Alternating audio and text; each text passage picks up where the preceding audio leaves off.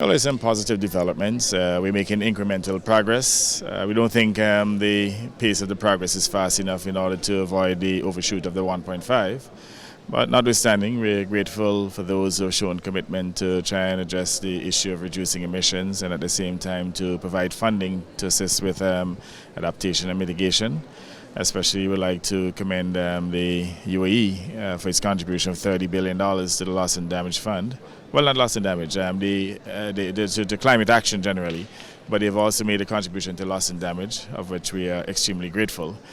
So I think that the UAE has actually provided some leadership in that respect. But ultimately, we want to see a reduction in global emissions. That's absolutely critical. The reality is, we are literally burning the planet to the ground, and human civilization will be affected. So before we inflict irrevocable damage to the planet, it's important that we increase our emissions, increase our ambitions to reduce our emissions, and at the same time to ensure that we have a safe and green planet. So the transition to renewables is very important for us, especially those of us who live on small island states. We're on the front lines of climate change, and even though our emissions are relatively low, negligible, we're suffering disproportionately from the consequences. So again, congratulations to the UAE, they're moving in the right direction.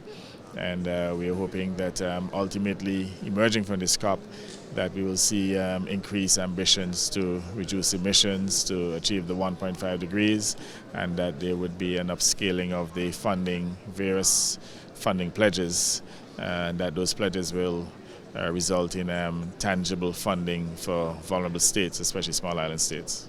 Well, we live on a planet in which I'd say profits have taken precedent to people and planet. And I'm of the view that with all of the voluntary actions that we're taking at these COPs, that we may need additional interventions. We may need to probably start to take companies and countries to court for their climate profligacy. We may also need to hold leaders globally responsible by voting against them for the climate inaction.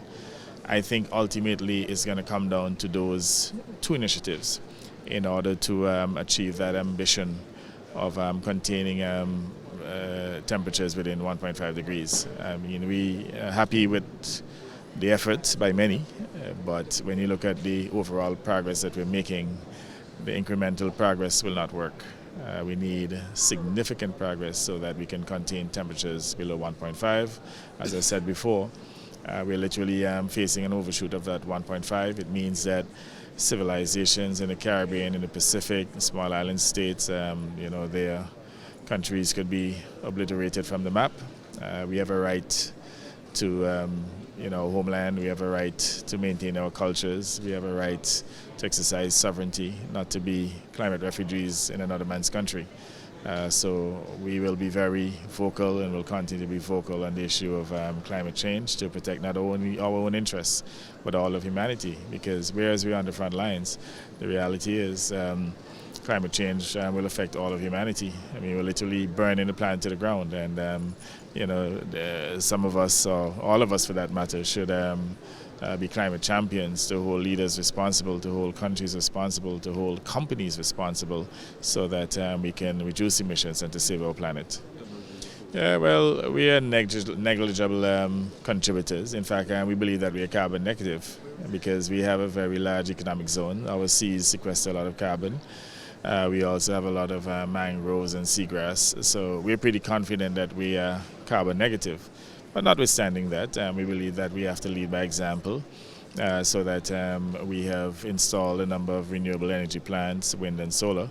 We're up to about 20% at this point, and by 2030 we hope to get up to about 50%. By 2040 we expect to literally eliminate most of our fossil fuel energy plants and to transition further into green energy.